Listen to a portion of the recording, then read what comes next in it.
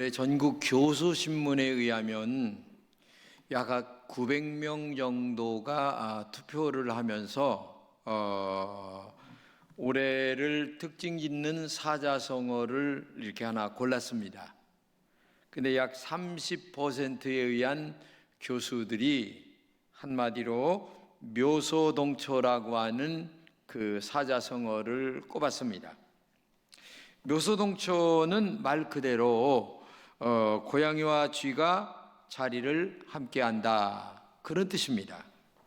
도둑을 잡아야 할 사람과 도둑과 한패된 것을 의미하는 뜻으로 이 묘소동초를 뽑게 되었다. 그러니까 우리나라의 정치 아니면은 그 지금 돌아가는 상황을 한마디로 얘기한 의미로 말할 수가 있는 것입니다. 우리가 알다시피 쥐는 곡식을 훔쳐먹는 도둑입니다. 고양이는 그 훔쳐먹는 도둑인 쥐를 잡는 것이 고양이의 사명입니다.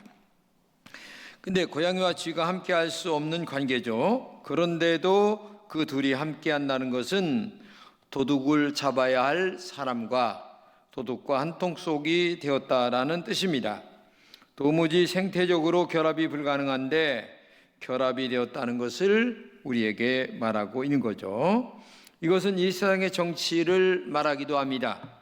여당의 어떤 사람이 야당에 가기도 하고 야당의 어떤 사람이 여당에 가기도 하는, 근데 오고 가는 것이 뭐 때문이냐? 정말 국가를 위하고 아니면은 지역 주민을 위해서 가느냐? 그게 아니에요. 오직 한 가지, 자기의 유익이 되느냐 안 되느냐, 이거 하나만을 생각한다는 거죠.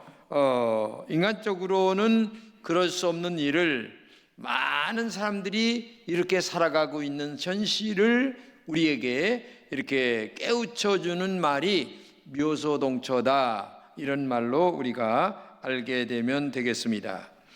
그런데 오늘 본문에 보면 이와 같은 화학적 결합의 관계가 나타나고 있습니다. 유대인과 사마리아인입니다. 유대인과 사마리아인은 만나면 싸우게 해요. 서로 상극입니다. 오늘 본문의 그 관계를 잘 표현해 줍니다. 9절입니다.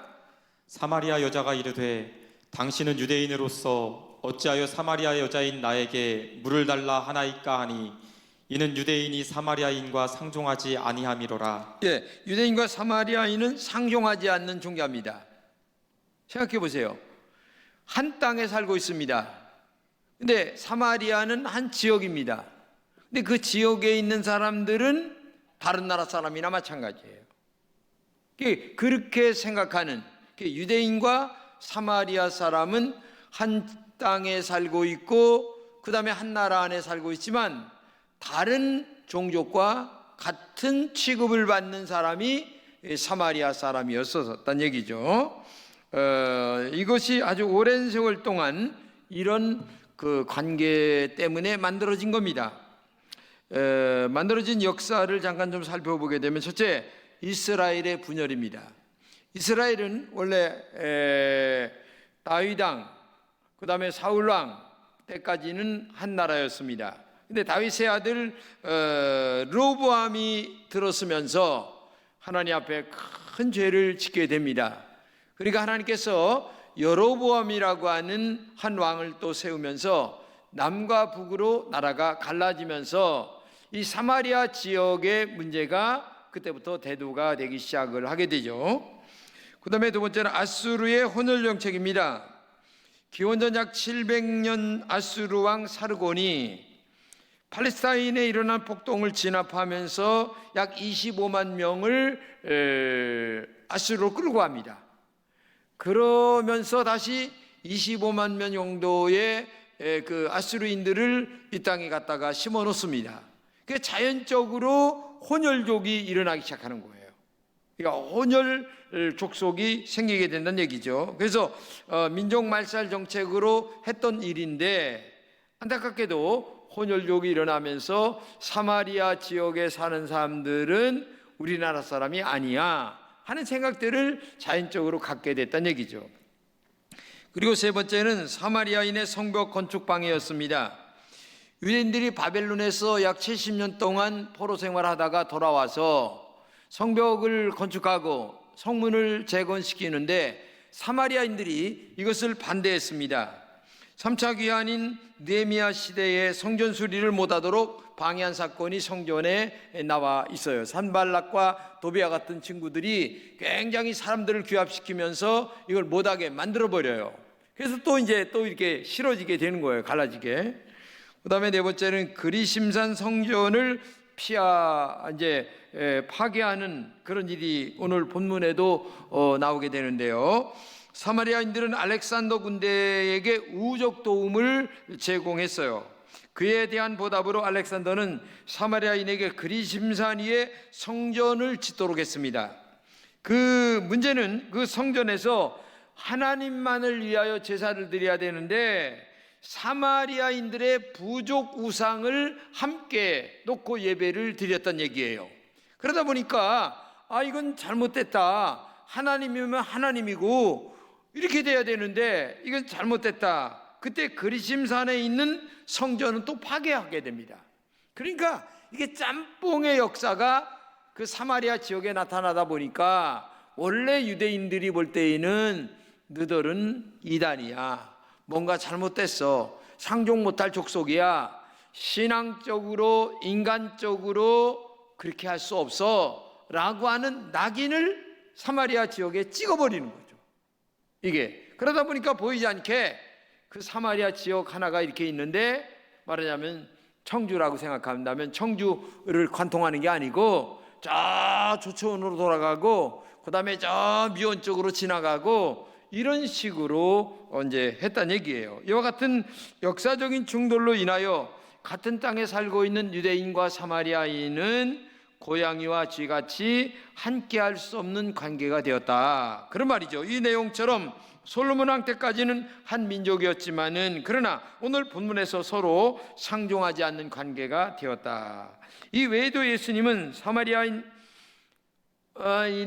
그 나병 환자를 고쳐줬어요. 그런데 10명 중 1명만이 예수님에게 와서 감사를 드렸죠. 이때 예수님은 이런 말씀을 하세요. 누가복음 17장 18절입니다. 이 이방인 외에는 하나님께 영광을 돌리러 돌아온 자가 없느냐 하시고, 여기 보면 예수님은 사마리아인을 향해 이방인이다 이렇게까지 얘기를 하고 있는 거죠. 그리고 예수님은 12제자를 전도자로 보내실 때에도 다음과 같이 말씀하셨어요. 마태복음 10장 15절입니다. 예수께서 이 12를 내보내시며 명하여 이르시되 이방인의 길로도 가지 말고 사마리아인의 고을에도 들어가지 말고 오히려 이스라엘 집에 잃어버린 양에게로 가라. 그러니까 이제 예수님께서도 유대인 아니에요? 그러니까 유대인이면서도 이 사마리아 지역을 예수님이 아주 그 공적인 인생을 시작할 때에까지만 해도 그런 마음도 있었고 사마리아 지역을 적대시하는 이런 마음들이 있었어요. 그런데 오늘 본문에서 예수님이 상종하지 않는 사마리아 마을로 일부러 들어가세요. 자, 3절 이하입니다. 유대를 떠나사 다시 갈릴리로 가실새 사마리아를 통과하여야 하겠는지라. 사마리아에 있는 수가라 하는 동네에 이르시니 야곱이 그 아들 요셉에게 준 땅이 가깝고 거기 또 야곱의 우물이 있더라. 예수께서 길 가시다가 피곤하여 우물 곁에 그대로 앉으시니 때가 6시쯤 되었더라. 6시는 뭐 학자들에 의해 다릅니다. 약 한 12시를 얘기할 때가 있고 오후 6시를 얘기하는데 그 시간이 중요한 게 아니고 중요한 것은 바로 본문에 사마리아를 내가 통과해야 되겠다라는 말씀을 예수님이 하시고 직접 사마리아 땅으로 들어가셨다는 얘기입니다. 외곽도로를 지금까지는 이용했는데 지금은 직접 관통하겠다. 예수님의 의도성 있는 묘소동처를 실행하시는 얘기죠. 분명 사마리아는 예수님의 민족과 즉 유대인들과는 관계가 좀 이렇게 멀은데도 유대인인 예수님께서 사마리아 지역을 지금 일부러 들어가신다. 본문 7절입니다. 사마리아 여자 한 사람이 물을 기르러 왔음에 예수께서 물을 좀 달라 하시니. 이제 들어가서 우물가에 앉아 있는데 사마리아 여자가 물 길러 왔어요. 옛날 같으면 아예 말 자체를 걸으면 안 되죠. 아니, 그 지역을 지나가도 안 돼요. 근데 오늘 일부러 가서 우물가에 앉았다가 여인이 올 때를 기다리다가 여인이 왔어요. 근데 이 여인이 어떤 여인입니까? 아주 불량한 여인이에요. 그런데 그 여인에게 물을 달라 말을 거는 거예요. 근데 성경을 보게 되면 당신은 어떻게 유대인인데 사마리아인 나에게까지 물을 달라 하느냐? 그러니까 그만큼 사마리아인과 유대인과 사이에 간격이 벌어져 있었는데 어떻게 나에게 물을 달라고 하느냐?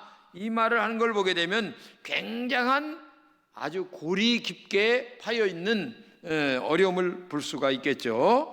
상종 못할 여인에게 왜 오랜 역사 동안 그런 관계 속에 있었는데 예수님이 물을 달라 하느냐라고 하는 것은 묘소동처를 선택한 이유가 뭐냐? 본문 10절입니다. 예수께서 대답하여 이르시되 내가 만일 하나님의 선물과 또 내게 물 좀 달라 하는 이가 누구인 줄 알았더라면 내가 그에게 구하였을 것이요 그가 생수를 내게 주었으리라. 예수님은 사마리아 여인에게 하나의 선물을 주고 싶어서 그렇게 말씀하신 거죠. 사마리아 여인은 예수님의 영생하는 생수가 반드시 필요한 여인임을 알았습니다. 이 땅에 사는 사람은 하나님의 선물이 누구에게나 다 필요하죠. 예수님이 주시는 영생하는 성령의 능력, 그리고 영생하는 하늘의 거룩한 영적 생명이 필요치 않은 사람이 누가 있겠어요? 왜? 인간은 죄인이고 죄인의 결과는 마지막 지옥불에 떨어지는 것인데 어떤 사람이거나 누구나 다 사마리아 사람과 같아요. 그런데 우리는 도도하고 똑똑하고 잘났고 유대인이기 때문에 사마리아인과 상관 못한다. 그러면 전도는 언제 되고 누가 하는 것입니까? 그렇기 때문에 예수님이 지금 묘소동처를 하신 것은 다분하게 의도적이란 얘기죠. 뭔가 저 사람도 구원받아야 돼. 저 사람이 비록 나하고 적이지만, 저 사람이 비록 나하고 왼수야. 같이 할 수 없어. 그러나 영적으로 돌아보면 예수님의 사랑을 갖고 나아가 묘소동처, 고양이와 쥐가 함께 해야만 저 양반이 구원을 받을 수 있기 때문에 손을 내밀고 악수를 할 수밖에 없는 일이 일어났다라고 하는 얘기입니다. 그렇기 때문에 이 세상의 묘소동처는 언제나 정치적입니다. 나의 유익과 나의 이익을 위해서만 합니다. 그러나 우리의 묘소동처는 너의 유익, 너의 이익, 너의 영혼을 천당에 보내기 위하여, 너에게 예수님을 만날 수 있도록 하기 위하여 내가 손을 벌리고 그 다음에 악수를 먼저 하려고 하는 그런 영적 자세가 우리에게 있을 때에 이게 진정한 묘소동처다라고 할 수 있는 것입니다. 그렇기 때문에 영원히 목마르지 않는 하늘의 생수를 주기 위하여 우리는 내가 먼저 손을 내밀 줄 아는 예수님의 넓은 마음, 넓은 그리고 깊은 마음이 우리에게 있어야 된다는 얘기예요. 근데 여러분 자신을 생각해 보세요. 내가 정말 교회 안에서 어떤 사람 보기도 싫어요. 만나기 싫어요. 그러면 그 사람을 슬슬 피하는 사람일까? 아니면 사회 속에서 내가 저 사람은 만나고 싶지 않아, 안 만나면 끝나, 그러면 그 사람에게 십자가 복음 한 번 전할 수가 있겠습니까? 없어요. 그러면 그에게는 복음 한 번 못 듣고 죽으면 지옥 간다는 얘기예요. 그에게 뭐가 필요합니까? 묘소동처가 필요한 거예요. 아니 지금 예수님이 사마리아 여인과 도저히 상종할 수 없는 여인인데 일부러 사마리아 지역을 가서 만나려고 기다렸다가 그 여인을 만납니다. 그리고 복음을 전합니다. 그 여인에게 영적인 생명의 생수가 흐릅니다. 물동이를 버려두고 여인은 동네에 들어가 야, 내 과거를 아는 사람을 만났다. 선지자다. 너희들이 와봐라 하면서 복음을 증거하는 이 여인의 모습을 보면서 예수님이 그 사마리아 지역을 안 들어갔다면 어떻게 복음이 그 여인에게 들어가서 동네 사람들에게까지 또 복음을 전할 수 있는 일이 있을까? 그렇기 때문에 여러분과 제가 인생을 살면서 다분히 정치적이거나 나의 이익과 유익만을 따지지 아니하고 오직 너의 유익을 위하여, 너의 영혼을 위하여, 하나님의 영광을 위하여, 아니 하나님의 말씀에 순종하기 위하여 나는 오늘도 묘소동초를 할 수 있는 영적 자세를 가지고 있는 사람이 진정한 하나님의 사람이고 예수님의 사랑이다. 그렇기 때문에 예수님의 묘소동초는 예수님의 이익을 위해서가 아닙니다. 너의 이익을 위해서, 응? 나는 죽고 너를 살리기 위해서입니다. 오직 사랑 때문입니다. 어머니가 죽어가면서 자식에게 핏방울을 입술에 떨어뜨려 주면서 어머니는 죽어가는 것처럼 오늘 우리에게도 그런 마음과 정신이 있을 때에 묘소동초의 진정한 의미가 이루어지고 있지 않느냐. 바로 예수님도 십자가 보혈을 수가상 여인에게 먹이려고 바로 사마리아 지역으로 들어가 그 여인을 만나서 지금 십자가 보혈을 증거하고 있다고 하는 사실을 우리가 알아야 됩니다. 에베소 2장 8절입니다. 너희는 그 은혜에 의하여 믿음으로 말미암아 구원을 받았으니 이것은 너희에게서 난 것이 아니요 하나님의 선물이라. 우리가 구원받은 것이 내가 잘나서 구원받은 게 아닙니다. 나도 누군가에 의하여 전도되어 여기 와서 예수 믿은 겁니다. 나는 우리 친구 황문규 때문에 전도되어 예수 믿었습니다. 그러니까 하나님의 선물이란 얘기예요. 하나님의 축복이에요. 하나님의 은혜예요. 나도 그렇게 해서 구원받았다면 다른 사람도 내가 전하는 복음 때문에 구원받도록 우리가 묘소동초를 해야지. 너는 안 돼. 내 마음에 기분 나빠. 너는 원래 싸가지가 없어. 그래서 안 돼. 그 사람을 찾아서 손을 내밀면서 악수를 하고 사랑을 할 수 있어야 된다는 얘기죠. 누가복음의 부자가 지옥에서 이런 말합니다. 나사로가 손가락에 물 한 방울 적셔서 자기 혀를 서늘하게 해달라. 물 한 방울이 얼마나 대단한 거겠어요? 별로 아무것도 아니. 그러나 지옥에서는 그 물 한 방울조차도 너무너무 사모할 정도로 고통스럽고 괴로운 곳이에요. 누가복음 16장 23절입니다. 그가 음부에서 고통 중에 눈을 들어 멀리 아브라함과 그의 품에 있는 나사로를 보고 불러 이르되 아버지 아브라함이여 나를 긍휼히 여기사 나사로를 보내어 그 손가락 끝에 물을 찍어 내 혀를 서늘하게 하소서. 내가 이 불꽃 가운데서 괴로워하나이다. 내가 이 불꽃 가운데서 괴로워합니다. 지옥이 얼마나 고통스럽고 괴로운 곳이면 내가 이 불꽃 가운데서 지금 괴로워합니다. 물 한 방울만 적셔 주세요. 물 한 방울이 그렇게 필요한 곳이 지옥이에요. 근데 지금 많은 사람들이 예수님 모르고 지옥불로 떨어지고 있어요. 그러면 여러분과 제가 왼수 같다 할지라도 내가 저 사람에게 물 한 방울이라도 줘야지 하는 마음으로 묘소동초, 즉 원수 같은 사람에게 찾아가 악수하고 손을 내밀고 차 한 잔 사고 커피 한 잔 사면서 야 너도 예수 믿고 천당 가야지 하는 그 말을 할 수 있는 마음과 여유와 그 믿음이 예수님의 정신이고 예수님의 마음이지. 너는 왼수야.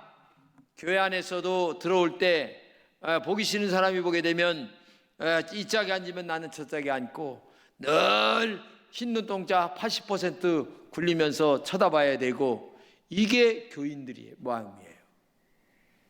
여러분 한번 가만히 생각해 보세요. 나에게 그런 사람이 없는가?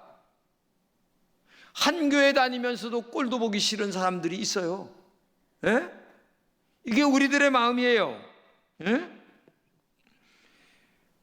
그렇기 때문에 주님이 주시는 영원한 생수, 목마르지 않은 생수를 그들에게 먹도록 하기 위하여 우리는 묘소동초를 해야 된다는 얘기예요. 보면 14절입니다. 내가 주는 물을 마시는 자는 영원히 목마르지 아니하리니 내가 주는 물은 그 속에서 영생하도록 솟아나는 샘물이 되리라. 이 말은 뭐냐면 예수 믿으면 속에서 솟아나는 기쁨이 있다는 얘기입니다. 행복이 있다는 얘기입니다. 영생하는 하나님의 은총이 내 배에서 생수처럼 엄청난 영적인 체험을 할 수 있다는 거예요. 우리가 살아가는 인생의 행복은 전부 다 밖에서 오는 겁니다. 돈이 들어오든지 자식이 잘 됐다든지 뭐가 잘 됐다든지. 그런데 영적인 행복은 밖에서 오는 게 아니라 내면의 세계에서 솟아나는, 근데 이런 영적 행복을, 기쁨을, 축복과 은혜를 경험하지 못하니까 신앙생활이 안 되는 거예요. 그러니까 사모해야 됩니다. 기도해야 되는 거예요. 이런 영적 행복을 경험된 자만이, 맛을 먹어본 자만 맛을 아는 거죠.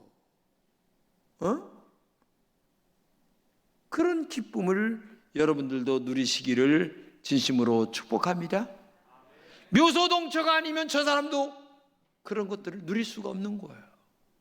비록 내가 정말 세상적으로는 원수고터, 그렇지만 손을 내밀 줄 알아야 되죠. 그때 그 사람이 은혜를 받고 사랑을 느낄 수가 있다. 우리나라 역사에 이런 역사가 있습니다. 고 윤학자라고 하는 분입니다. 이 여사는 일본의 총독부 관리의 딸로 태어나서 목포에 와서 살았는데 가장 가난한 전도사와 결혼을 합니다.